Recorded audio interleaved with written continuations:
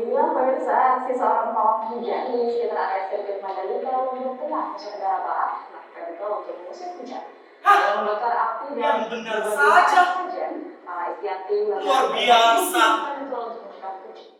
Baru kali ini aku melihat perhelatan besar sekelas internasional dengan menggunakan kearifan lokal Indonesia.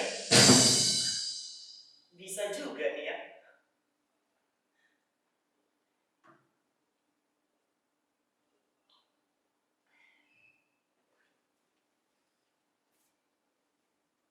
Apa kalian pernah melihat pawang hujan beraksi atau mendengar bagaimana mereka melakukan banyak cara untuk menghalau awan hitam?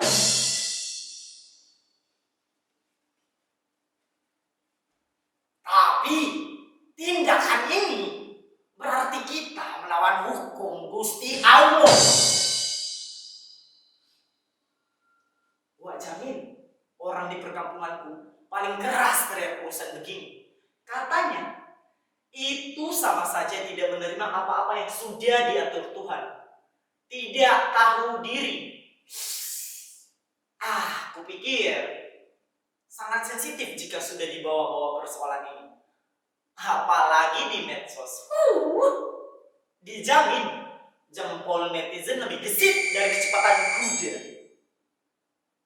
Ya, soal pawang hujan ini pun aku yakin viral gara-gara netizen kan?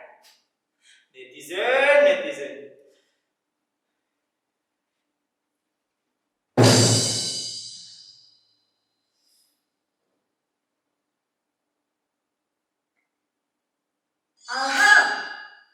Aku ingat sesuatu.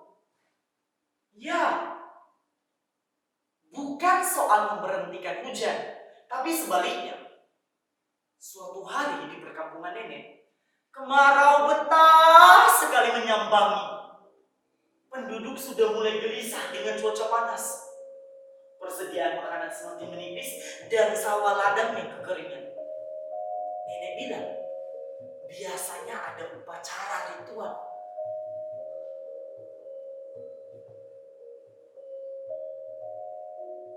Sejak dulu, upacara ritual ini selalu menghadirkan Cincowo. Ya, harus ada boneka itu sebagai perantara memanggil hujan. Itu dimulai oleh Rantasi, leluhur di desa ini. Rantasi yang gagal mengajak masyarakat mencari mata air, akhirnya menemukan cara agar masyarakat mau berkumpul dan melakukan ritual sesuai tirakat yang ia dapatkan dari tidak makan dan tidak minum selama 3 hari. Wah, maafkan nenek ya. Ya, 3 hari.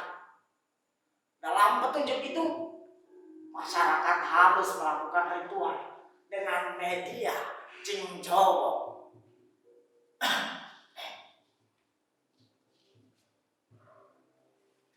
Ya, aku ingat lagi.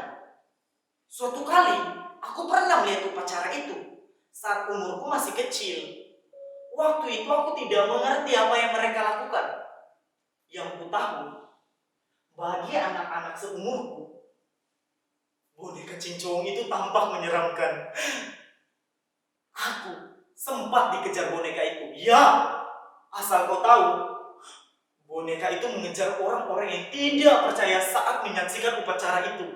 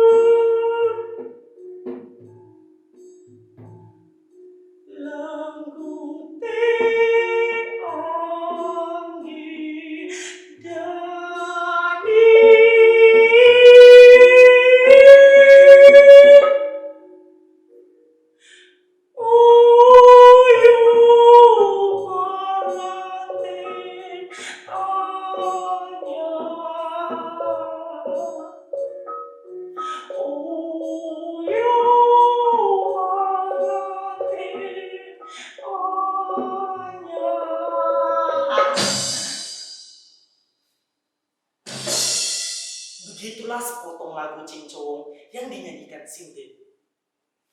Para penabuh alat memainkan alatnya. Ada yang memukul buyung dengan hihit atau kipas yang terbuat dari anyaman bambu.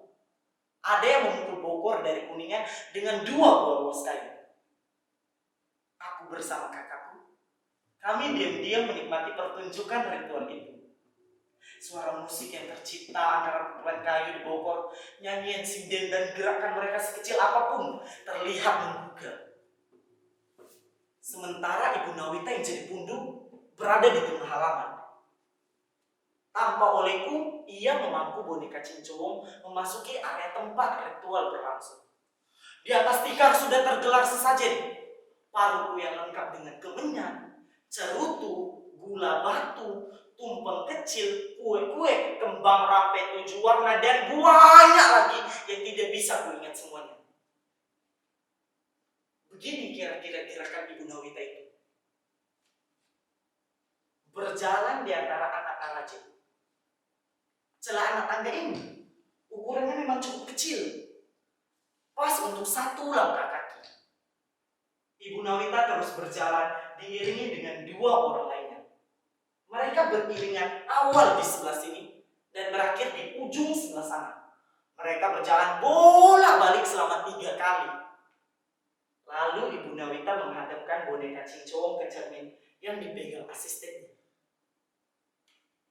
Boneka cincong harus disisir biar rapi. Lihatlah. Widodori lagi teko. Jaru-jaranti, kami jungjang, kami loko. Pajulu-julu, temu bumiring, mandi loko. Mantra selesai dikumandangkan Sinden. Boneka cincong mulai bergerak-gerak. Semakin lama semakin tidak beraturan.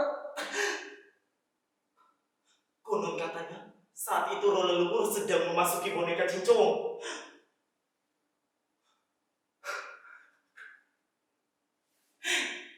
Aku tidak percaya. Bagaimana caranya bisa masuk begini? Tidak masuk akal, hei.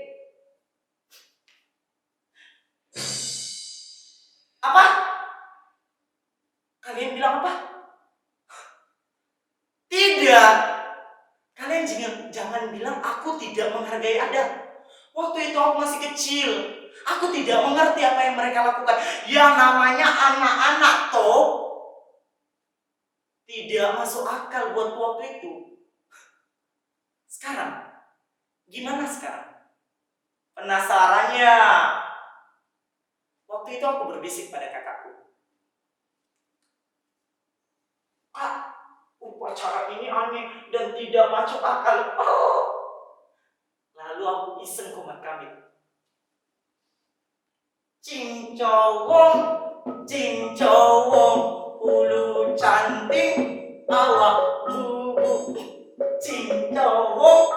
Cincowong, kepala cantik, badannya bubu. Tiba-tiba boneka itu mengejarku. Lihat dia menyeringkai. Matanya seperti hidup. Aku tidak tahu boneka cincong akan bereaksi seperti ini. Kak, tolong. Aku seperti bisa mendengar boneka cincong ini berbicara kepadaku.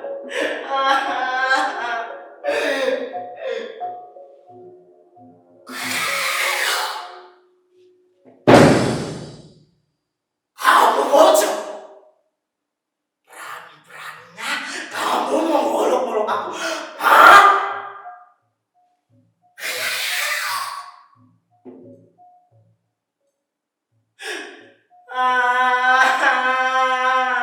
Aku langsung merapatkan badanku pada kakakku sambil komat kami, semoga tidak dikejar boneka cincong. Tolong. Nenek yang saat itu berada di halaman teras datang mendekatiku.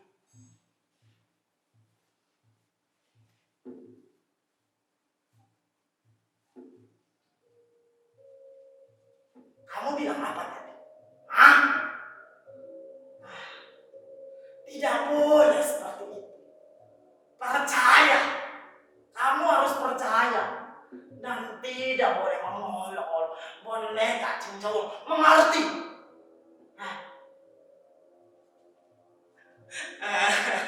Iya, Nek. Tapi tolonglah dulu jauhkan dia. Iya nih, aku percaya. Ampun, boneka cincauan. Ibu Nawita dan asistennya memegang kembali boneka cincau ini. Suasana di malam hari terasa lebih mistis. Kupikir tampilannya lebih menyeramkan jika boneka ini terus bergerak-gerak. Akhirnya ritual pun berakhir dengan saweran bunga kamboja yang diciprat-cipratkan kepada penonton sambil berteriak, "Hujan! Hujan! Hujan!"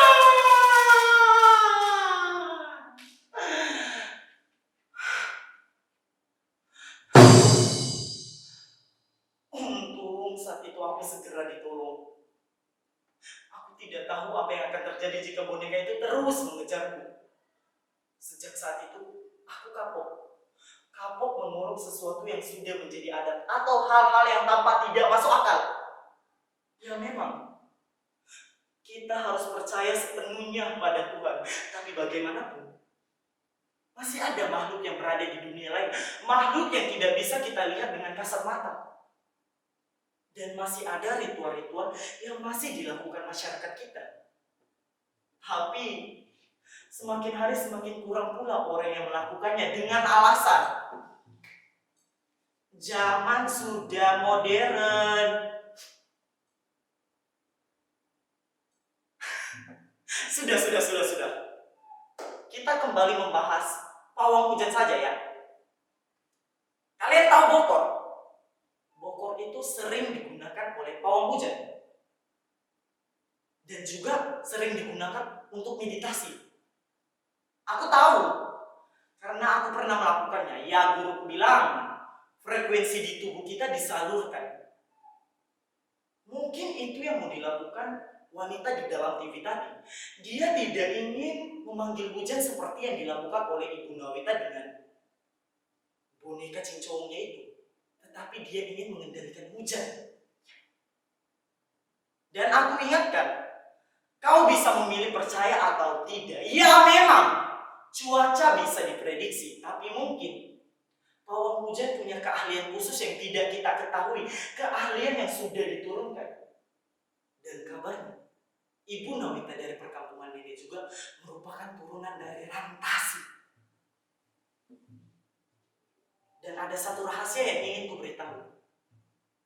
Rahasia ini baru ku tahu beberapa hari setelah kematian nenek. Ternyata nenek juga merupakan turunan dari Rantasi yang menjadi pundu pernah dilakukannya sebelum dilanjutkan Ibu Nawita yang dirasa lebih kuat kebatinannya. Dan menurut bisikan batin nenek, di tahun depan aku harus menggantikan Ibu Nawita untuk menjadi pundu.